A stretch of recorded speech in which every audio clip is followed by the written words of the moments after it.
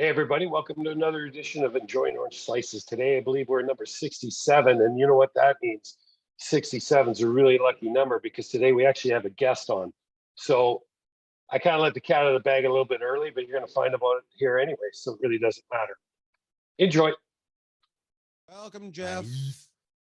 Out of the shadows, out of the green, it's Jeff Sharples. He's on the scene. Welcome.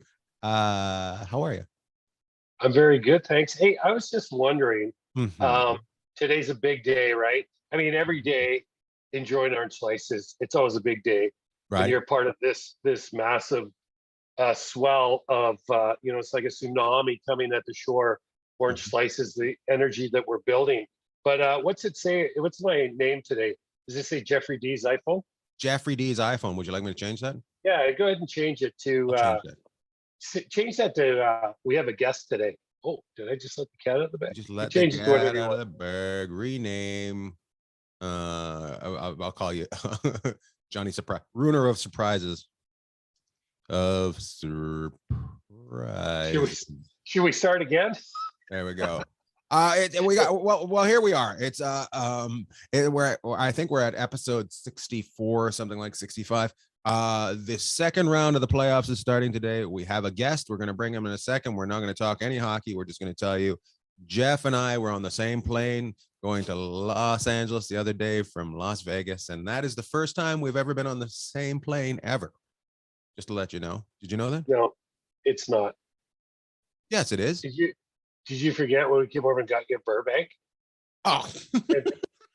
And we talked about this before. That's a private plane. I'm talking about Southwest. You left me behind at the gate. You're like, oh, I'm in uniform, so I can go on first. I was B40. You were B40. Yeah. It was fun the other day. We actually spent pretty much all of last week together, but Lord Bag was in town. We had a great Saturday night, and then we went over to LA on Sunday because Ian said, I'm a little bit afraid. I don't think I can make it on this airplane by myself. I said, okay, I'll go with. I'm terrified. I've never been on Southwest before. The garbage of garbage. Sure enough, B40. Well, let's get to our guest today. Our guest today is a news anchor. He's the longest running news anchor in Las Vegas, and he does sports there. He's a sports anchor, and I called him a news anchor. He knows nothing about news. I brought up something earlier. He had no clue, but he does sports there. Jeff has known him forever. When Jeff played for the Thunder, did he have anything to do with you getting on a jet too from the military? Yes, he did. He's got all sorts of strings. Yes, he was down yesterday. He was down at the T-Mobile Center where they made the announcement that a coach was fired. Please welcome. Here he is joining us, Ron Futrell. Hello, Ron. Is this a UFO podcast about the congressional hearings with the UFOs today? This is my podcast, right? This is the one. This is called Three Idiots and a UFO. How are you? I've seen a couple of UFOs recently. Well, I saw one recently. I think it was an Islanders. He said he was former Islanders coach, Trotz, bald-looking thing. Exciting. I'm sure it was. Bald thing, long fingers. That's Barry Trotz. Okay, that's the UFO. So I have the. Thank goodness. Oh, okay. My goodness. So yesterday you were down at T-Mobile Center, and they announced that they had fired Pete DeBoer. Why do they have to have if they're going to let it out of the bag first, why do they need to have a press conference? Good point. They did it at 9:00. They announced that he was gone, and then 1:00 was at City National Arena when they did the press conference to say, yes, he's gone. He's now out of here. I don't know. I guess it's so Kelly McCrimmon can get more camera time and talk to the media and I guess and explain the situation. So you're right, though. You just do it sometimes. But the general manager wanted to be there and answer some questions. He didn't answer my questions, but he answered questions. He didn't answer your question. So how do they do it? Do they give you numbers? Is it? Do they tell you? Does somebody come around and tell you who gets to ask questions? How do they do that? They have a mic there, and it's handed around. So you have the mic. You ask the question with the mic, and so the PR guy is there, and he directs it. So he calls on who's next. So all the print usually get first. And us TV guys, we get shoved to the back, and I get that, and that's fine. I'm not complaining. Oh, I'm not okay. complaining because that's our spot. Okay, we get the camera time on air every night, so we're fine. And these guys cover the team day in and day out. But I had a couple of questions I wanted to ask, and he called on me. Ron, you were going to be next. And then they cut off the press conference before I got a chance to ask the question. I mean, I had questions about the salary cap. I wanted to ask that. Number one, are they going to go into next season 12 million over the cap and be that? I call it play salary cap shenanigans like they did this past year. And I think they have to do it again this year. Now, how do you get rid of $12 million? Yeah, how do you get? Well, you have long-term IR. That's how you do it. You know, or you ship some players out, but who's going to take? Can they trade William Karlsson? Can they? I don't think so. At $5 million a year, can they get rid of Robin Lehner at $5 million a year? I don't think so. And they're locked into Pacioretty, Stone, and you know, Eichel, just getting him and the money that they are costing the team. And have they produced at that level? Not yet. Maybe they will this year, and they have full year together with everybody. And but no, I don't know how you get rid. You can't get rid of it, really. Jeff, do you have any? What do you think, Jeff? Why would they call a press conference? You were in the league. You've seen coaches get fired. Why would they do that? Well, that's a good question. I guess that, you know, I mean, Kelly just had his year-end press conference, Ron, 3 weeks ago. Right. Obviously, you know, and of course, it was a major disappointment in Vegas this year not making the playoffs. You know, it seemed to take some time to come to this decision. I'm not sure how it all fits together. But I guess the question, you know, we can talk some more about this. But Ron, when you go up to these press conferences like this or the Raiders or whatever you cover, normally, like I didn't see the one yesterday. Obviously, I heard the news that Pete and some of the other coaches weren't returning. But how long was the press conference? How long is normally a Q&A? Like, you know, I mean, you've covered this stuff a long time. Do you feel like yesterday did you feel it? Obviously, you didn't get a chance to ask questions, but well, I'm going to interrupt, Jeff. Yeah. Why would they have a press conference where they don't answer every question? Yeah, and they went for half an hour, 45 minutes. You're right. Okay. I was the one that was supposed to be called on when McCrimmon left. Last time I asked McCrimmon a question, he didn't like it. By the way, I will say that. I don't know that. Too bad. That's too bad. Yeah, and I asked him. Well, the question was about Robin Lehner, and when they signed Lehner, and I said, "Did you have any concerns about signing Lehner after he had been very open about the mental issues and how Las Vegas was related to those mental issues?" And McCrimmon looked at me and said, "I'm offended by that question. That question shouldn't be asked. That's inappropriate question." Well, it's not. And then he sort of answered it. And then I go into the locker room afterwards. This is back when we could go into the locker room with microphones and do interviews. Oh, remember those days? I asked Leonard the same question, and he gave a great answer. He says, "I'm approaching this head on. I'm approaching this straightforward. This is something that needs to be addressed about mental issues in sports and how you deal with these issues. So if I'm the poster boy for that, I'm here and I'm going to address it head on." So anyway, I really respected Leonard for answering those questions straight on. But McCrimmon, didn't like the one I asked him before. And like I said, yesterday I wanted to ask about the Bean salary cap, the shenanigans they play with their salary cap, which this past year. And I know Toronto, Montreal, who is it? No, I'm thinking Tampa Bay. Tampa Bay did it, and they were successful with it. And it worked to be over the cap and put people on long-term IR. And that's their theory, is to have a bunch of players injured. And my thoughts on that are, okay, first of all, you can't blame me. You have to have, it's baked into the cake. You have to have a lot of players on long-term IR during the regular season. If you've got a $92 million salary, which they've got in expenditures, and you have an $81 million cap, you've got to have people on long-term IR. So that was, but they all, Peter DeBoer, when I asked him that question 3 weeks ago, after they don't care, I won't be here. Yeah. when he was, you see the newsroom behind me. If anything breaks, let me know. If there's we'll let you know. It's broken. But they he said that he liked the idea. He was fine with that. He was fine with it going with this system of having this many, being $10 to $12 million over the salary cap. He was fine with that. So whatever. He's not the coach now, but at that time he said he was good with it. Well, how do you? I don't know. This goes to you and Jeff. How do you fire the coach before the general manager? When the general manager is giving him all those players and you haven't been able to use what he was down $30 million of players sitting in an injured reserve, was he not? Yeah. So how if Jeff, what do you think? Well, generally speaking, right?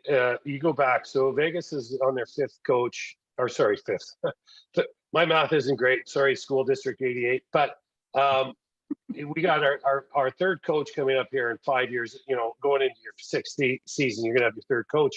But one of the things is when Gerard Gallant came in, I guess you could tie Gerard Gallant to George McPhee, who was a GM back then, and so Kelly hired Pete DeBoer. So Kelly will obviously hire the next coach.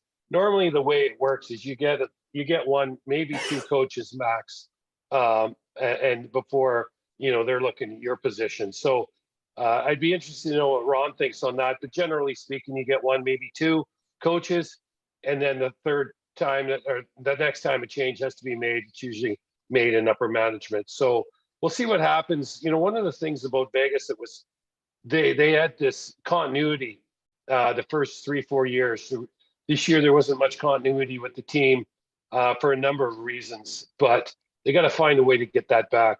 You got other teams in the West on the rise, and so they need to have the guys healthy too. They way too many man games lost through to injuries, and probably had to plug some guys into the lineup that weren't ready to go. And ultimately now the coaching staff paid for that. So now the next coach that comes in, is going to have to figure out a way to keep these guys healthy and get this team back to the level it should be performing at. Oh, nice. Sounds nice. Ron, how did you get into sports reporting? I didn't want to work for a living. I just wanted to have fun, and I wasn't good enough athlete to compete. How about that? That's good. Yeah. What was your favorite sport? What was your favorite sport as you were growing up?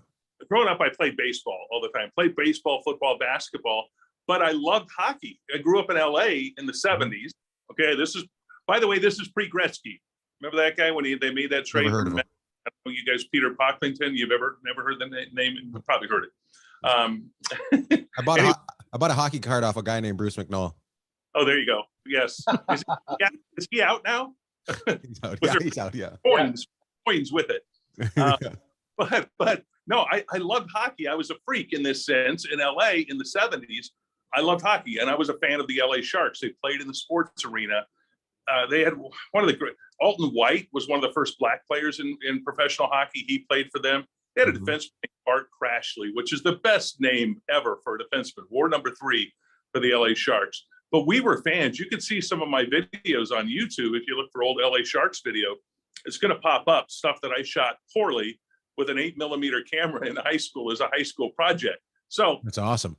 So I loved hockey, and I couldn't afford Kings tickets. The Kings had just arrived in town in '67, and right. So I'm 73, 74. They're playing in the sports arena, and we could buy tickets for $2, but nobody was there, so we could go down on the boards and pound the boards.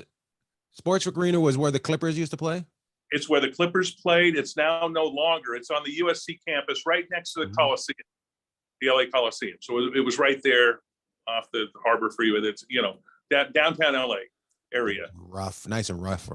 Yeah, no, it's a beautiful area. Our friend in high school, I have an LA Sharks jersey. Okay, I wear it when I go to Kings games, and occasionally people will look at it and laugh and go, "Sharks, go Sharks," or they'll take a fan of the San Jose Sharks, which pisses me. But the colors are totally different. Hey, Ron, let me ask you to jump in here and ask you a question. So you being one of the original hockey people in LA and of course in Vegas as well, what do you think now? Let's talk about LA for a second. Do you think that when McNall took over that team, that obviously Gretzky helped change the league, helped change where the teams were kind of getting moved to, build hockey up. But do you think McNall changed the league from an owner standpoint? And like all these NHL teams now are all first class. Like, what have you seen over the years you followed it? Yeah, he was a wild card. I mean, in the sense that he went straight out. He went balls to the walls with this and said, "Wait a second, we're gonna." I think the league sort of wanted Gretzky to come down south. That the timing was right for that. They wanted to develop hockey in the Southwest United States. And I know Oiler fans are not going to be happy with hearing me say this, but that was something that helped the league in the long run, and that he did help the league. Okay, he also put together. And I was here for that game in 1990-91, September. It was a preseason game, the Rangers and the Kings outdoors at Caesars Palace here in Vegas, which was the first outdoor game of the modern era. And so what's happened since then? Well, they got outdoor every year, a couple of them. And they become the thing to do. And a guy named Rich Rose, who was the president of Caesars Palace Sports, who did all the Hagler, Hearns, Leonard Durant, all those great fights outdoors at the tennis court area, put a hockey game on there, and it was tremendous. It was remarkable to see Gretzky. I've got video that you can see again on YouTube of me and Gretzky touring the place beforehand and looking around and checking it out and seeing the ice there. And there was a bit of an irony with that story, and I might be giving you more history than you want, but as the game went on throughout the night, the lights were attracting, it got darker, and the lights were attracting bugs. And so the players, little crickets, and the players ended up spinning. It was an invasion out there on the ice of bugs and crickets. Well, the following night, they had an indoor game in South Carolina, I believe, the Kings and the Rangers. They went there. They had problems with that ice, and they had to postpone that game, cancel that game. They couldn't play that game. But the outdoor game the previous night in Vegas was fine, and they played it. There will be an outdoor game here in Vegas sometime on the Strip. I'm sure the NHL will do that at some point. If they could do it with an exhibition game in September, they could do it on a regular season game at some point. That they're looking into doing that with their Frozen Fury series. That's interesting. That's interesting. They got to do it at night though, right? They got to night. They'll have to. Yeah, and that game was at night. Again, watch for the bugs. I'm going to warn you right now. Mm-hmm. Watch the one in Tahoe that was sort of fun, and that they had to worry about the sunshine. That it was the altitude and the sun that came down on the ice. I think it was the Knights in Colorado that played that game, and the ice was melting. It was melting up there in Lake Tahoe. Yes, when they did that game, which was remarkable up there. But yeah, it changed the league. What Bruce McNall did, he was a wild card. He was a guy. He was like Jerry Buss of the Lakers, who was just a crazy owner that did whatever it took to try to win. And I think it was good for the league overall. It worked, until it didn't, and then it didn't. And Bruce got in some trouble financially, and it all goes downhill from there. But I did like the way I'm going to draw a comparison between what the Kings have done and what the Knights have done. And here I'm going to go with the Kings, and this is because they've been around for 50 plus years. So they've taken, and they know how they built their franchise up with good skilled players they have on the team now, but they're also keeping their draft choices, and they're building it up through their farm system, if you will.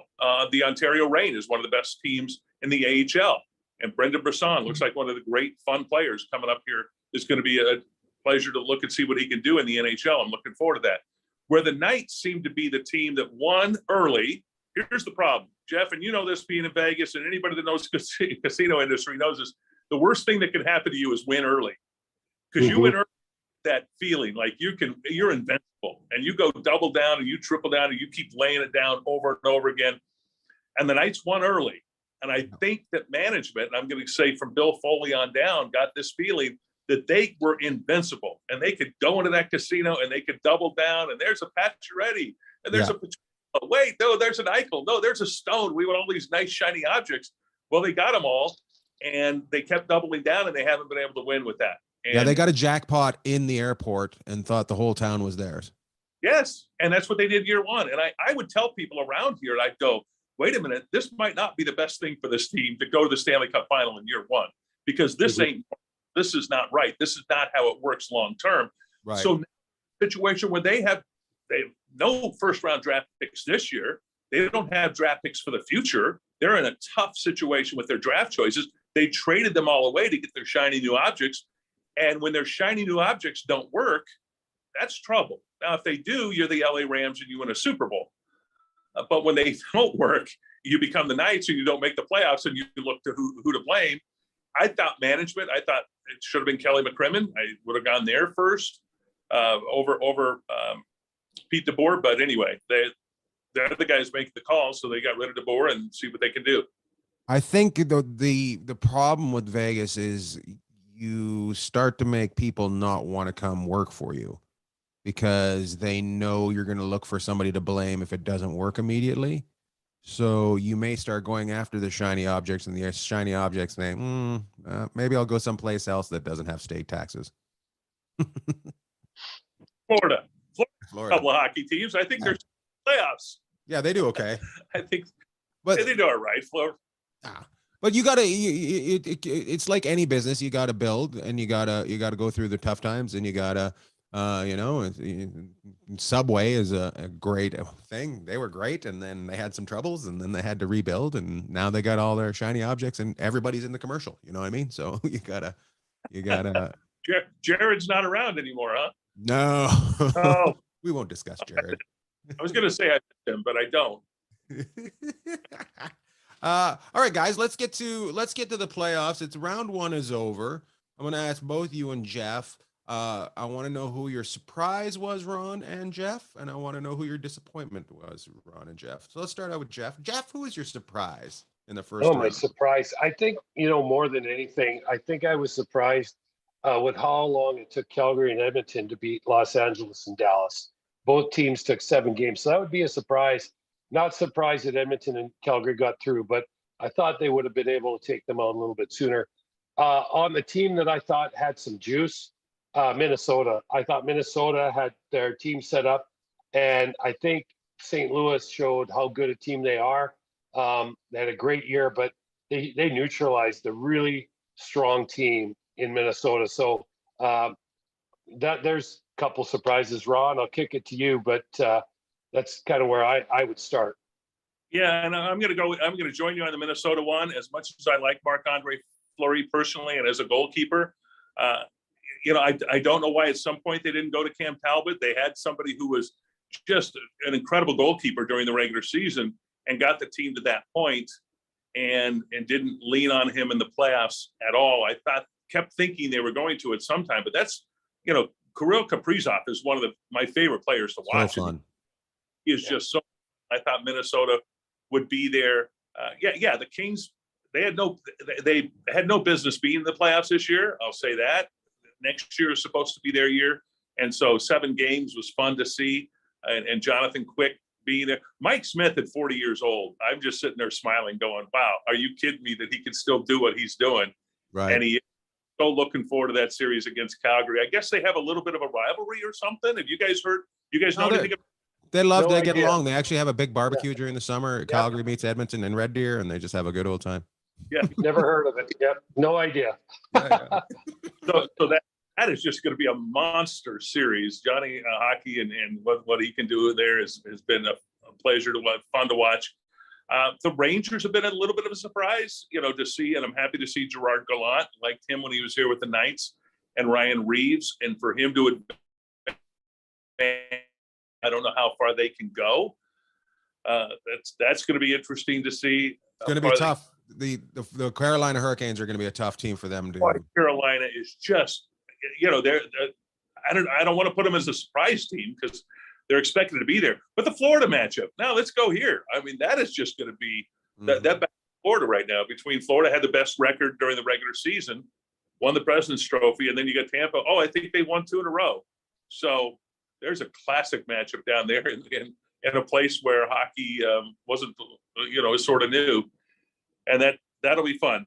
Are there any? I'm trying to see besides Edmonton, what else I think for me, the whole thing, the exciting part was the goaltending, the going down to 3rd string goaltenders and being able to get such as Pittsburgh, also Ottinger in Dallas, just becoming a star during that series.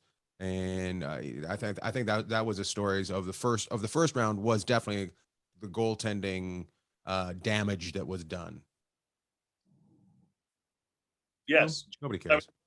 No, I'm not going to answer that. guys are former dicks. goalkeeper. As a goalkeeper, I don't know if you wait. No, I never. I wasn't a goalkeeper.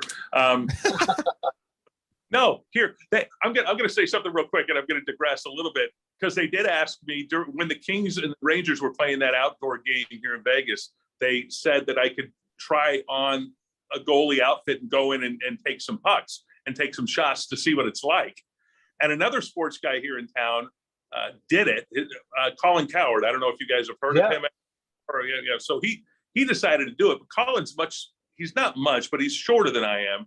When I put the gear on and it didn't fit and there were places exposed on my body because I'm 6 feet, I said, so what happens if it doesn't hit the pad? Well, it takes out your shoulder. I said, you know what? 6'3", I have no business playing goal. You got 5'9" Kelly Harudi stuff on. Yes. Yeah, like Kelly Rudy did. I don't want Kelly Rudy's stuff at his size. Yeah. And so, anyway, Colin did have a great time. I decided not to do it. But you're right. The goalkeeping has been fun to watch, interesting to watch. Mike Smith at 40 years old, can he keep this thing up? Yeah, I'd like to see him do it with Edmonton. That should be fun. I mean, they have the two top scorers in the league right now, and they've added that wild card, Evander Kane, to that team that has really lit Edmonton up. You can't say card with him because he's wanted in 5 states for over gambling. For playing cards. For playing cards, yeah. Hey, Ron, you know what though? Ron brings up a good point. Is he talking about the goalies? When we talk about organizational depth on these teams, they're talking usually about forwards or defensemen. You're not, you've got your 2 goalies, and then you kind of get a third guy that can, do a decent job. But these guys in multiple series were pressed into action. And it really tested in Pittsburgh. It could be argued that at one point it helped boost them, but then as the series went on, it swung back towards the Rangers, and of course Shesterkin being one of the top goalies in the league, and New York's goaltending was able to outlast Pittsburgh. So kind of shocking that normally you would talk about depth at forward or defense, and you wouldn't really talk too much about as your third string goalie, but that's come home to roost this year. That has big time. I got a question for you, Ron. Being a baseball guy, something that me and Jeff and I, in the English way, is supposed to be. We were the other night at the LA Kings and Edmonton game, just throwing a little bit of humble brag down there. But we were watching Smith, the way he catches. He kind of pushes at the puck. Do you notice that? When he doesn't catch, it's not a comfortable catch. It's almost like this. Do you think he never played baseball or threw a ball with his dad? It's very weird to watch. That might be a good point. And I know, yes, you're right. It is it's unusual. Yeah. It's like, do you think get away from me.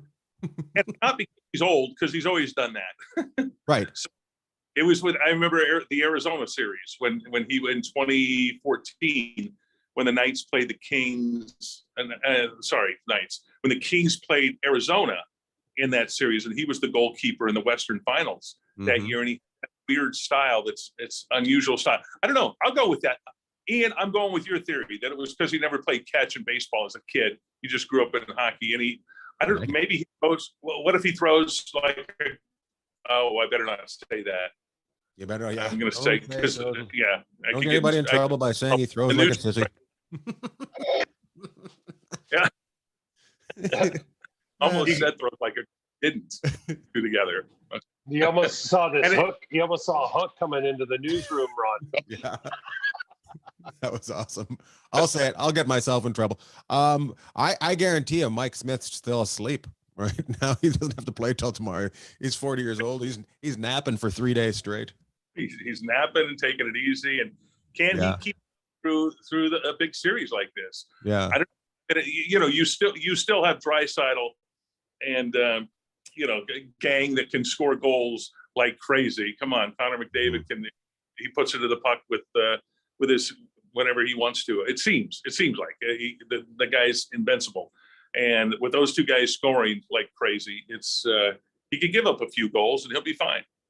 When was the first time you seen Jeff play hockey? Early 90s, 93, 94, when It was all right with Yeah, when the 93. Thunder- It seemed like with the first year of the Thunder. I have no idea what just happened. Yeah. Jeff, do you remember? Ron, You go yeah, ahead. I do. Okay, so Ron, Yeah, Ron Vegas. just, Your Well, internet, hey- your internet left us for a second there, Ron. yeah, Oh. hey, Ron's at a TV station. They can't afford to have good internet No. there. But here's the thing. Here with Ron, you were you at the game, Gretzky's first game in LA? No, I was not at Gretzky's first game in LA. Okay, so did you watch it? I do remember it. Yes. Okay, Yes. so I played that game. So Ron would have seen me play there, but not very much, mind you. But I was in Just that enough. game, and then just enough to see me. Warm up, I was fantastic that night. Warm up, you should have seen me.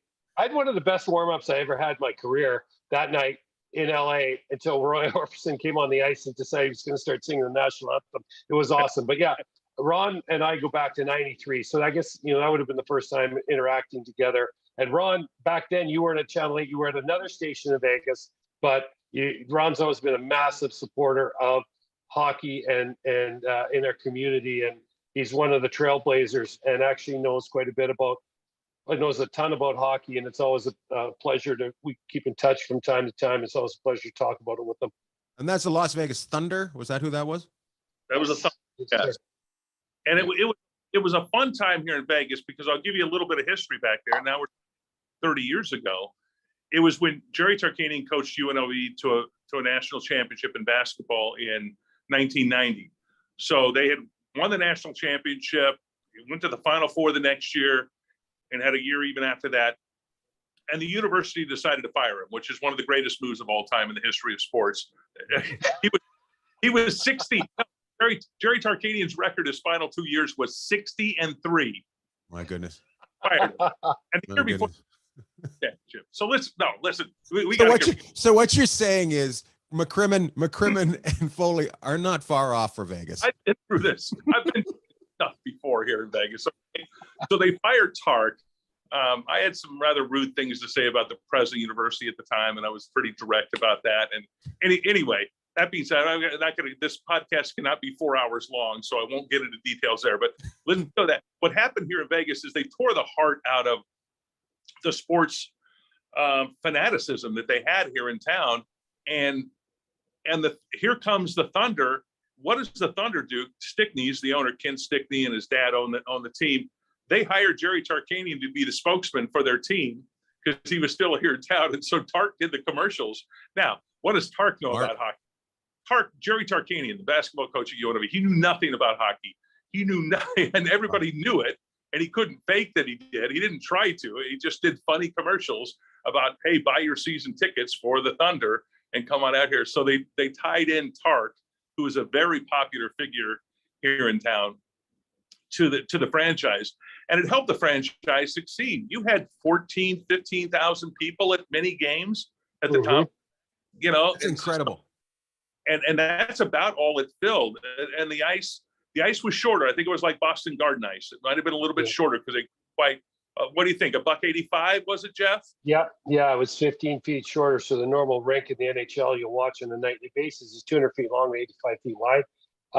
T&M, the Thompson Mac, was 185 by 85. And what a building! Those boards, Ron, were like turnbuckles in the WWE wrestling, right? They would just sway back and forth. And I mean, back then the game was just running around and crunch everybody. And so it was amazing. But we get 13, 14,000 people capacity down there on Fridays and Saturday nights. Like, it was a real cool event. And it was a lot of fun for the players, and the city embraced us. And some of us are still here because of it. So great times. And, Tark is still huge in this town, right? They still talk about the Rebels in the early 90s and Jerry Tarkanian to this day. And they don't forget here. And of course, it got them the national title, right? So. Did you? And the connection too. You also got a Quinney connection with Ken Quinney that played on the team with you, and now his son Gage Quinney is playing with the Knights here in town in the AHL team. And so it's fun. It's fun to see that. Some of you guys. I'm so glad that many of you guys stayed here in Vegas. That you came here. It wasn't just hockey. You came here and you fell in love with the city and stayed here, which which is sort of nice for somebody who's been here now almost 40 years. I don't Yeah, think people know that. I don't think people know that there was a guy that played for the Thunder who had children, raised them in Vegas, and one of them was drafted by the Golden Knights. Well, he was. That's a good story. It's a great story. And Gage Quinney was the first player from Nevada to ever play in the NHL. So, like, you're talking about, hockey trying to grow the game. I'm on the ice here all the time. Ron sees it all the time. He's up at the City National where the Knights practice. We've got a bunch of rinks in town. They're building more rinks.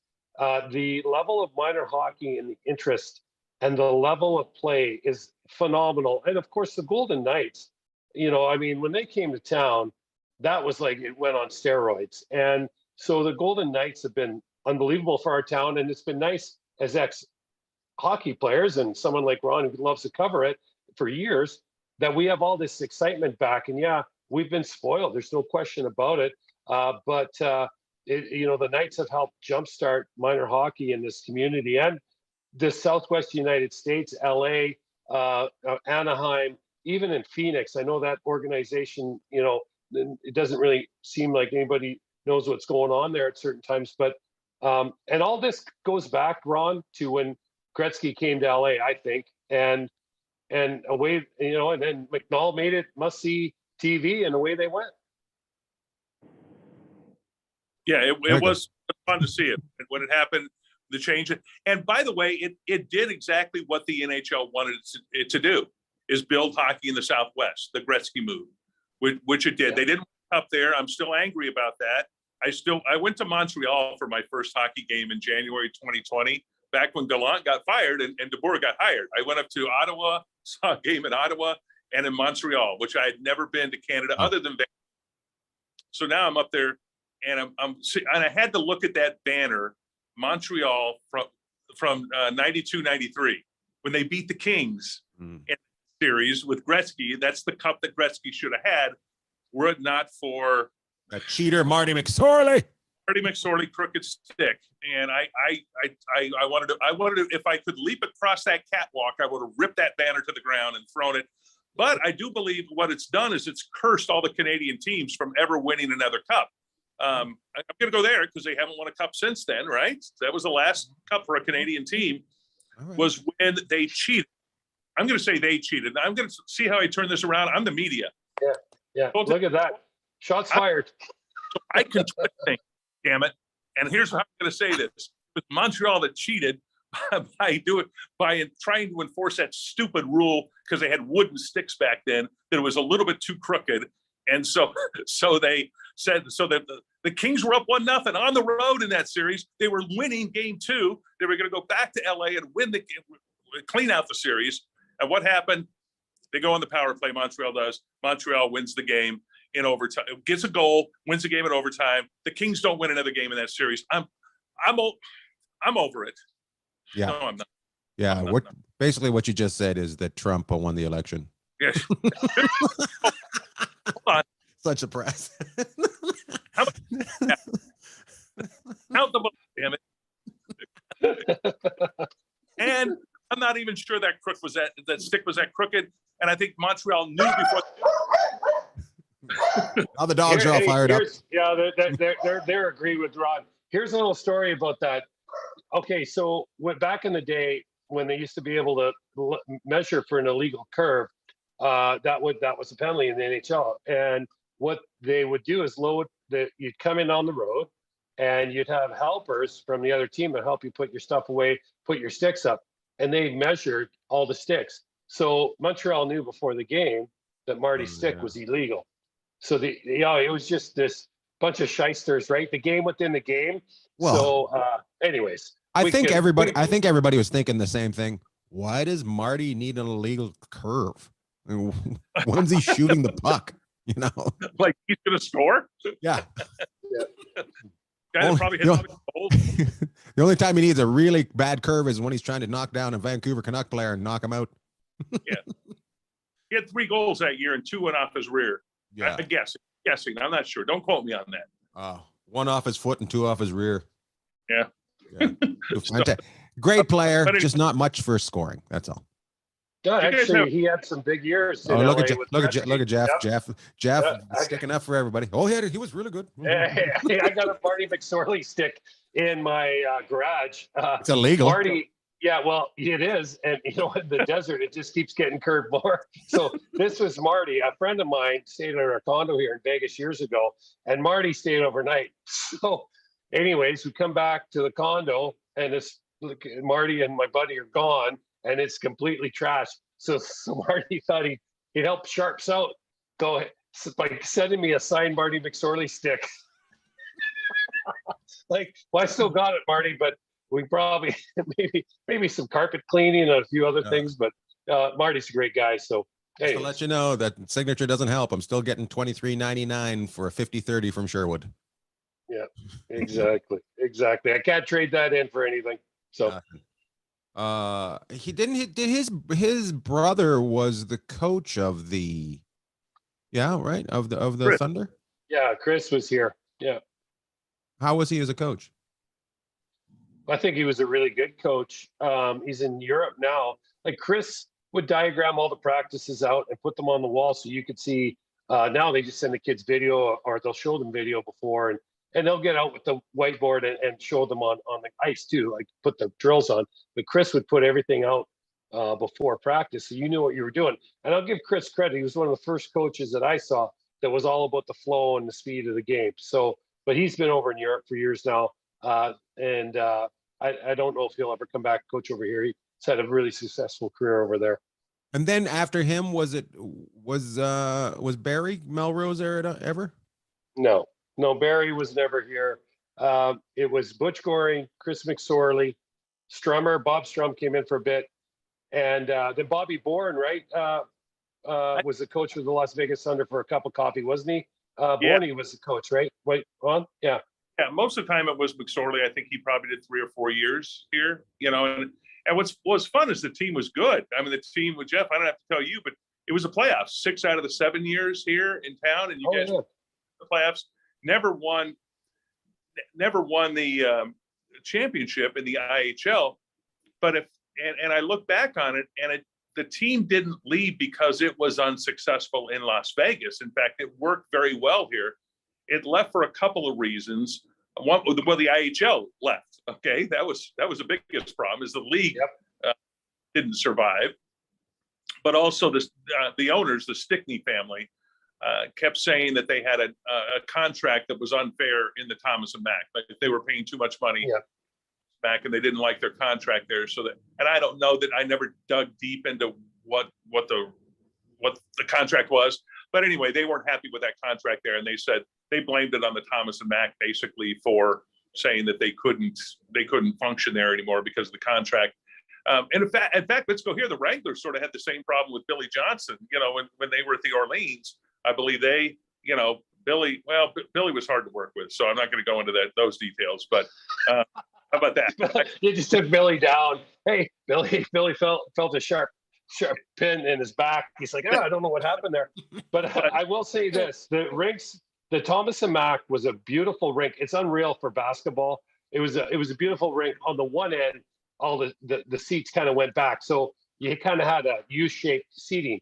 Then the Orleans was U-shaped as well, which was probably a little bit nicer building for minor pro, because it was like 6,000, 7,000, 8,000 fans, right? But now the Silver Knights are playing in that brand new building in Henderson here at the Dollar Loan Center. 6,000, 6,500 seats. Ron, this thing's state of the art. So it's amazing to watch the progression of hockey. And now, the IHL and the AHL merged, and they were very similar leagues. But, with the Silver Knights and the Golden Knights, you have these phenomenal facilities in Las Vegas, which didn't even have hockey, 5 years ago. So it's pretty shocking actually when you go in there and see how beautiful these facilities are. I love it. I love Ron.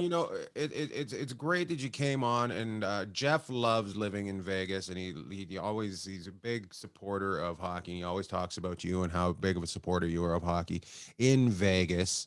So it was nice that you could be our first guest and come on and talk about hockey in Vegas, and especially with everything that happened yesterday, still have a positive attitude, because I know people there are struggling with them getting rid of a lot of the name players and just, getting a little tough, getting more serious, becoming more of a business than, what it was at the beginning. So I'm glad you could come on. Let's end this up.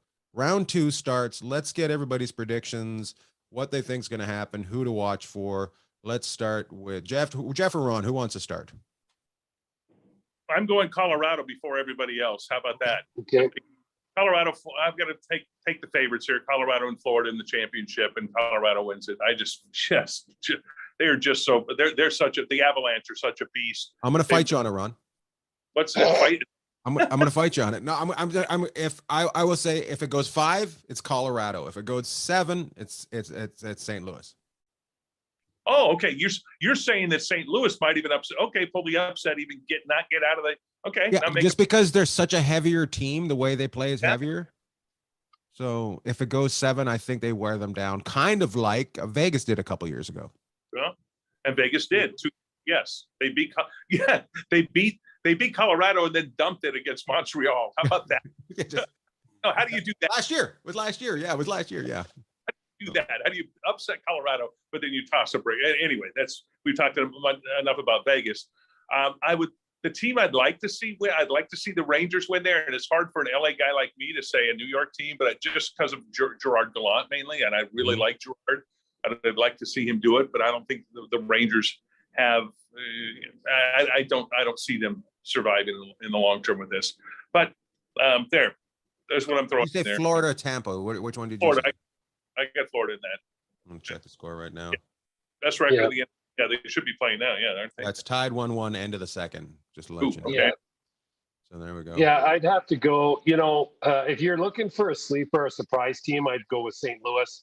I think Calgary comes out of the Edmonton series just because of their goaltending and their defense is pretty solid there. And the LA, I loved LA story. We went to the game, Ian and I, but their D was so young.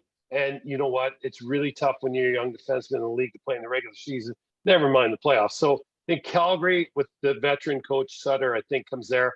If you're going to call a sleeper, I think the sleeper St. Louis against Colorado. And, Tampa ended up beating a team that looked like they had a step on them in Toronto. And the reason is because Vasilevsky and those top 4D, they got Hedman, Chernak, Sergachev, and McDonough. So there's the other one. And then I would go to a little bit of a lean towards Carolina. I love the Rangers. Obviously, we love Spuddy, love Gallant, but I would lean a little bit towards Carolina right now just because of their relentless pressure.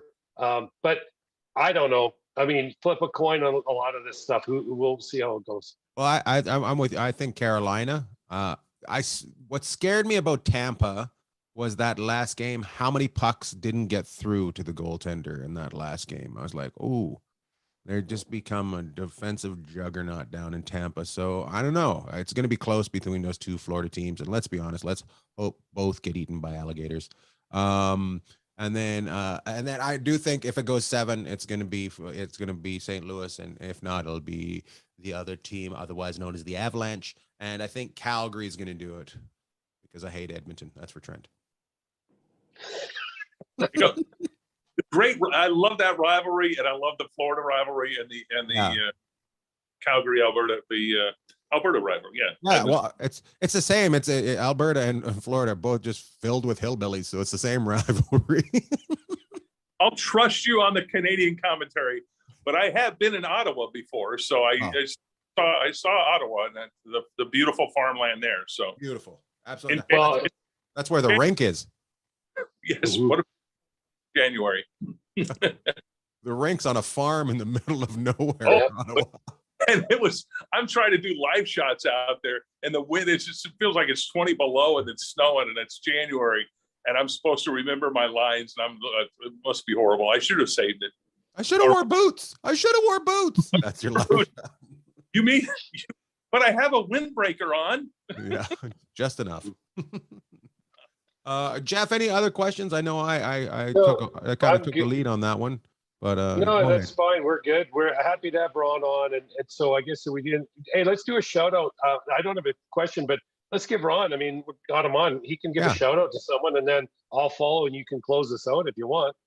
Yeah, they should have stars on the walk out there, and Ron should have one for a hockey star out run up because he's definitely being in Vegas for 40 years almost. So, yeah, living here that long.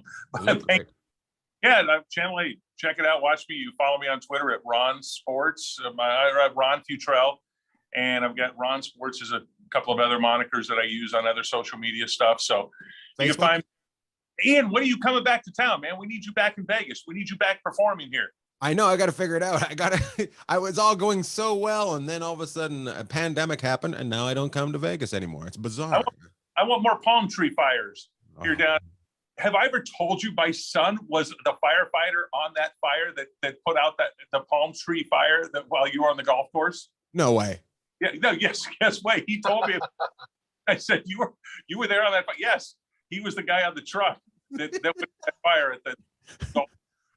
Just to let people know, during the pandemic, I did a show outdoors on a golf course. In the middle of the show, all of a sudden there's just a big fire, and it's known. This golf course is whereabouts is it? It's the south and north end of Vegas, or no, it's on the east end. It's Bonanza Road. It's in the, let's say, not the best of areas in town. They're known for the scallywags are known for lighting fires there, and in the middle of my show, they lit a fire there. I'm like, oh, I think that 7-Eleven's on fire. Why is there a 7-Eleven on a golf course? It's sort of crammed in there it's in a small space right there, that golf course. I know it. I've hit a few cars and people and stuff because you don't have a whole lot of room, especially for my shot that goes all over the place. But yeah, my son was the captain that was on that fire. I love it. Well, thank him for putting it out. We're having a good time. Jeff, your shout outs to Ron. Yeah, I'm going to shout out Ron. Yeah, thanks to Ron's son, you were able to keep doing your show. Yeah, thanks to Ron. Big shout out. Big shout out to the golf courses in Vegas. Big shout out to Ron, Channel 8 in Vegas, KLAS, right, Ron? So thanks for coming on. Big shout out to me for not wearing sunscreen while I went walking today. There you go. Okay. There it is. Live, local news breaking. Yeah, don't talk in too long of sentences. It is TV news. We need short copy sentences for people that have a third grade education, and that's what we do. Murder happened. Death, destruction, COVID, and more COVID. And don't forget, boat stolen. Thanks, Ron. Thank you, Ian. It's always my pleasure. Yep. Love talk. That was fun, Jeff. That was our first. Yeah, that's it. Yeah, it was good. And Ron's awesome. And like you said, we'll give him a pump up here in the lead in, the lead out. But that's it for this week. And it was number 67 this week, Lord Bag. So I don't have anything else. Love tall. Love tall. Well, everybody, that wraps up another edition of Enjoying Orange Slices with Jeff and Ian. And today, Ron.